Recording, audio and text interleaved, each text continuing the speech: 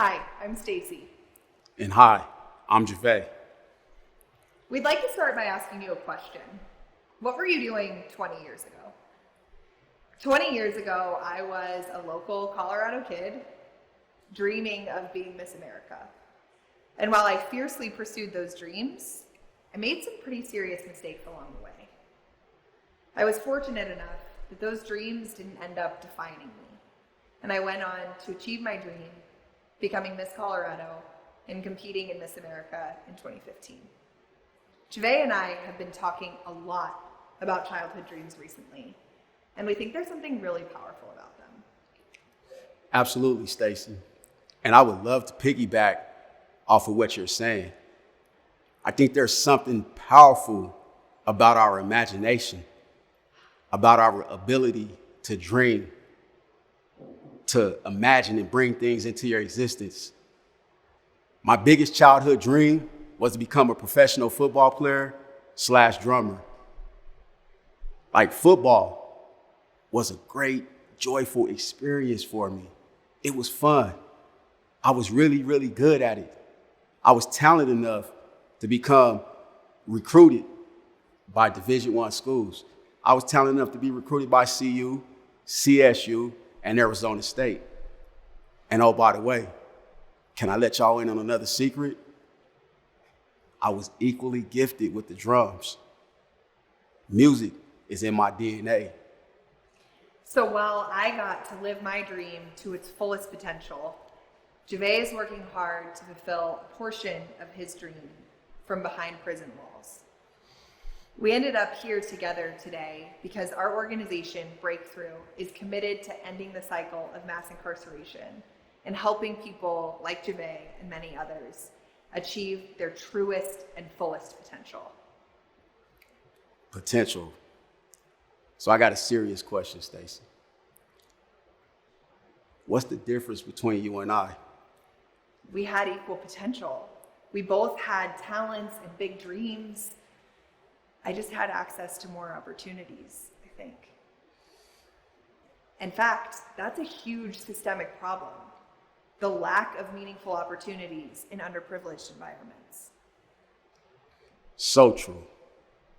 To tell it two different Denvers, right? You grew up in this Denver, and I grew up in this Denver. Yet they're the same city. And we just need opportunity, meaningful opportunity. I think about like my friends right now. A lot of those guys, right here, right now, they're doing their best to live their best life. Like my man Mario, right? Successful artist right now, potential multi-millionaire artist. And Brandon, who grew up in the same environment that I grew up in, couldn't see his life past 18 years old, wrote a book called Prison Body, teaching people how to exercise mentally and physically. And like Ryan, who overcame addiction himself, created a program called Above Recovery, helping people to get over their addictions. These guys are all graduates of the Breakthrough program, and I'm super hopeful for their future. But I'm curious, Javay, how do you feel about their future? I'm scared. And I say that with emotion, right? I get a little emotional about that. I didn't even mention my cousin, who's musically talented like I am, and I'm scared for his future because there's this thing called a scarlet letter that says ex-offender, ex-convict. And I'm worried that our community, that's all they see. And there's these barriers between us. And I want to be accepted. They want to be accepted. We all want to be accepted back into our community because we are not who we used to be. Yeah, we want them to be seen for who they are now. Like the way Javay introduced these guys. We have a few more here today to help us. Hector, Lou, Terry, and Rick. And we have more Breakthrough Program graduates across the 3 Colorado State correctional facilities that we work in. We believe that as soon as we see all of them for who they are now, they'll do better. We also believe that when people have a meaningful opportunity to live a values-driven life and participate in educational activities, they'll also do better. In fact, a 2013 report from the Bureau of Justice Assistance shows that people who participate in educational programs while they're incarcerated are 43% less likely to return to prison after they get out. But opportunities don't start and end inside correctional facilities. Over 600,000 Americans return home after incarceration in the United States every single year, and we seriously struggle to welcome them back.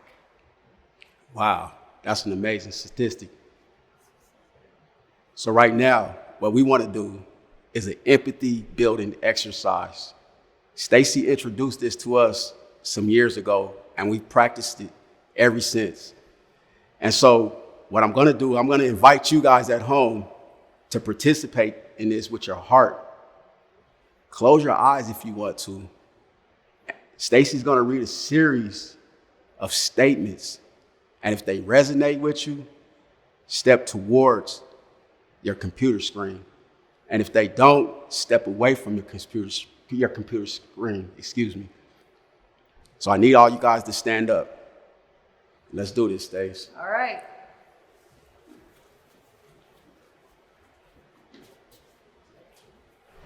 I had several teachers invest in my future. I recognized early on that I had special skills or talents.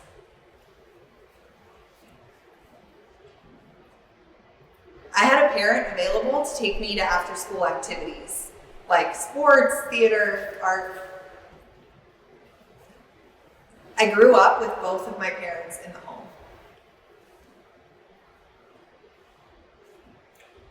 Gunshots were a common occurrence in my neighborhood as a kid.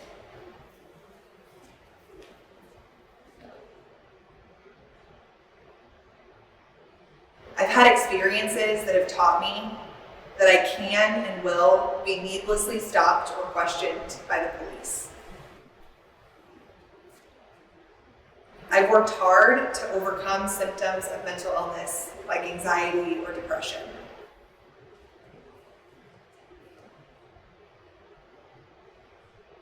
I understand that opportunity is a key component to my success.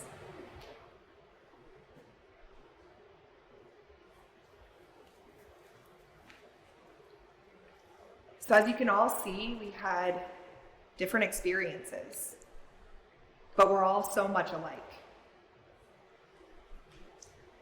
If you had a parent who was available to take you to after-school activities, you're engaged in something positive that was pouring into your future, and you had a parent around to participate in your upbringing. Yeah.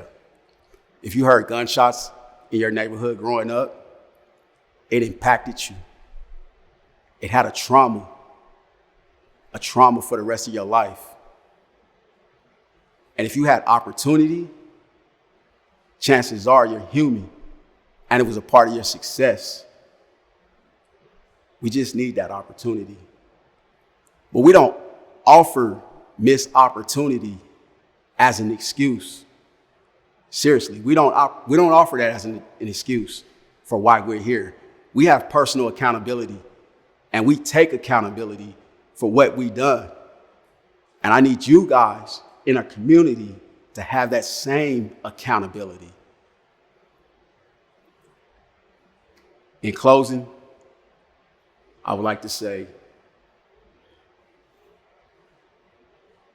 I extend my greatest respect, and I invite you to be a part of my opportunity. I hope to inspire you to become a deeper, greater, creative mind. And if I can inspire you to become a creative mind, a deeper mind, a creative mind, a better mind, if I can inspire you to do that, then perhaps we can build a better community. And if we can build a better community, we can be a stronger society for that. Yeah, absolutely. And there's so much that goes into building a stronger society, especially when we know that the United States has the highest incarcerated population in the world. In the state of Colorado, we spend about $52,000 per person per year to keep someone in prison. And today, I hope we've shown you that people can be positive, contributing members of society. I think that future that you're talking about, Javay, looks a lot different as soon as we start to see people as brothers and fathers, as sisters and mothers, and most importantly, as our friends. When we do that, we can see them for their whole story and understand them for who they are now. We started by looking back 20 years. And in the spirit of imagination, let's look forward 20 years. Who do you want to be? And how do you want to show up in the world? And who do you want to take on that journey with you? Would you do something big and hire Javay? Or something smaller and take Mario for a cup of coffee when he comes home?